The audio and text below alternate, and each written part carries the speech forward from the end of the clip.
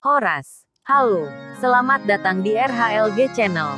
Kali ini kami akan membahas tokoh gereja yang sangat berpengaruh, PDT Dr. Saena Baban. Sebelum kita lanjut, jangan lupa like, komen, bagikan dan subscribe. Suaratapian.com Jakarta. Gereja-gereja di Indonesia dan dunia kehilangan tokoh gereja yang sangat berpengaruh, PDT Dr. Saena Baban. Sore ini, Sabtu, Mei tahun 2021, pukul 16.18 waktu Indonesia Barat, di Rumah Sakit Medistra, Jakarta, setelah dirawat beberapa hari akibat gangguan pernafasan. Di masa krisis ini, masa COVID-19, sangat banyak orang yang meninggal. Saya pribadi telah menulis puluhan obituari, tulisan mengenang seorang yang telah meninggal. Obituari kepada orang yang kita kenal.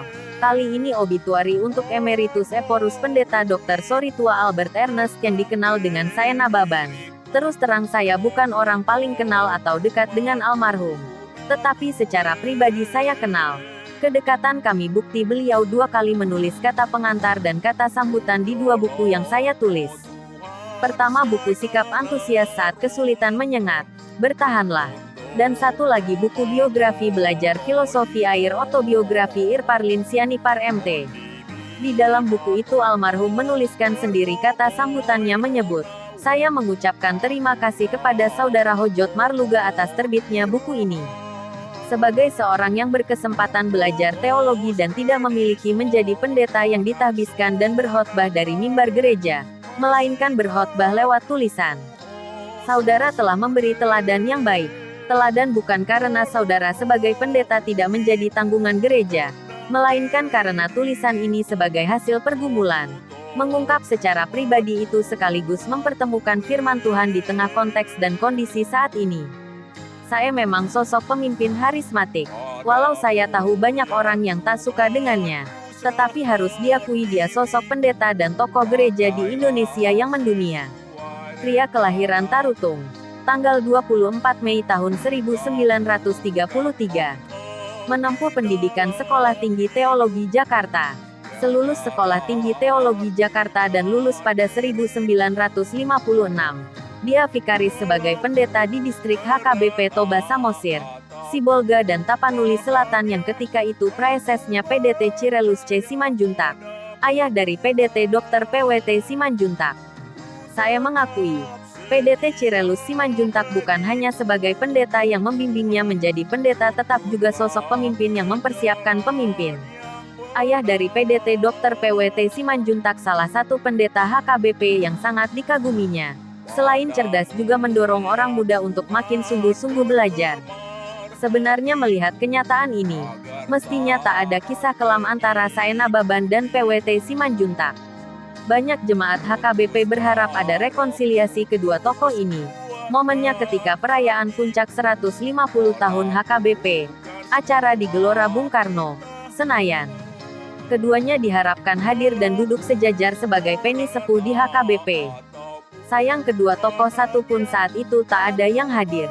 Selulus STT Jakarta diproklamasi, Saena Baban melanjutkan pendidikannya di Universitas Heidelberg dan lulus dengan gelar Doktor Teologia pada 1963. Dia tercatat di Almanak HKBP 2 periode menjadi Eporus tahun-tahun 1987 sampai tahun 1998. Kariernya dimulai sebagai pendeta pemuda pertama HKBP, anggota Majelis Pusat HKBP. Selanjutnya menjadi Vice Moderator Komite Sentral DGD dan Moderator UEM pertama. Pernah terpilih menjadi Presiden DGD. Jabatan lain yang pernah dipegangnya adalah Sekretaris Umum Dewan Gereja-Gereja di Indonesia hingga kemudian Ketua Umum PGI. Baru setelah Ketua PGI menjadi Eporus HKBP, Teologia Keseimbangan. Banyak pemikiran teologis yang disampaikannya. Di antaranya adalah bagaimana dia memandang kemiskinan. Selain itu, dialah pendengung pertama Teologia Keseimbangan. Teologi keseimbangan menurutnya, bertujuan untuk menjembatani pandangan yang berhadapan secara diametral.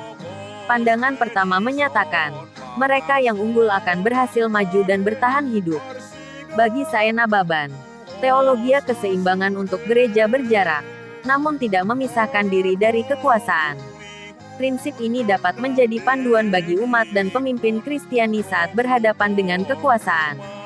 Menteri Riset dan Teknologi di era Presiden Abdurrahman Wahid, Muhammad A.S. Hikam juga menyoroti teologi keseimbangan yang digagas Saena Baban. Disebut sebagai landasan moral spiritual yang selama ini menopang karya dan pemikiran.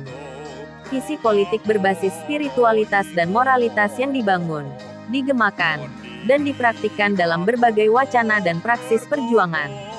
Alih-alih teologi keseimbangan juga soal ekonomi dan keadilan yang tantangannya membutuhkan keseriusan generasi baru untuk mencari solusinya. Selain itu, Ompong Enam Cucu ini banyak terlibat dalam organisasi gereja di tingkat dunia. Pernah menjabat sebagai Sekretaris Pemuda Dewan Gereja-Gereja Asia, dan belakangan presiden dari lembaga yang sama. Juga wakil ketua dari Komite Sentral Dewan Gereja-Gereja Sedunia, wakil presiden Federasi Lutheran Sedunia dan anggota Komite Eksekutif dari lembaga yang sama. Almarhum juga menjabat sebagai ketua pertama dari Vereinte Evangelise Mission United Evangelical Mission, sebuah lembaga misi internasional yang terdiri atas 34 gereja anggota yang tersebar di Afrika, Asia, dan Jerman. Dalam sidang raya ke-9 Dewan Gereja-Gereja Sedunia di Porto Alegre, Brasil pada tahun 2006, almarhum terpilih menjadi salah seorang presiden dari lembaga persekutuan gereja-gereja sedunia itu yang beranggotakan gereja-gereja Protestan dan Ortodoks. Almarhum meninggalkan istri, Alida Nababan Boru Lumban Tobing, dan 3 anak serta 6 cucu. Rencananya pemakaman digelar di Siborong-Borong di pemakaman keluarga. Tahun lalu, dia menerbitkan autobiografi, buku yang ditulisannya sendiri, Selagi Masih Siang, yang menjadi karyanya terakhir. Buku yang mengisahkan masa kecilnya di Tarutung dan Siborong-Borong, studi teologi di Jakarta hingga Jerman, serta kiprahnya di gerakan ekumenis Indonesia dan dunia. Ayahnya Jonathan Laban Nababan dan ibunya bernama Erna Dora Lumban Tobing. Keduanya berprofesi sebagai guru, pendidik yang juga aktivis. Ayahnya aktif dalam organisasi kepemudaan Kristen. Sementara ibunya juga aktif dalam gerakan kemerdekaan dan menjadi Ketua Persatuan Wanita Republik Indonesia, Perwari, Siborong-Borong. Mereka menanamkan nilai-nilai kedisiplinan, kebersihan, kerapihan, rajin dalam belajar dan beribadah, serta kepedulian sosial. Keluarga Nababan ini memang hebat. Paling tidak Saena Nababan bersama adik-adiknya dikenal di negeri ini, Indra Nababan, Panda Nababan dan Asmara Nababan. Benarlah ungkapan dalam bahasa Batak, Dang Dao Tubis Sian Bonana. Didikan orang tuanya berhasil mencerahkan Sae dan saudara-saudaranya. Mereka pun kakak beradik juga berhasil mengantar keturunannya, seperti Hotasi Nababan dan Putra Nababan. Anak adiknya, Pandapotan Nababan yang dikenal Panda Nababan, jurnalis investigatif, itu jadi tokoh di negeri ini. Hojot Marluga. Informasi yang kami rangkum tentu sangat jauh dari kata lengkap akan tetapi semoga para pendengar sekalian mendapat sedikit pengetahuan dari apa yang kami sampaikan. Sekian dan Mauliate, Horas.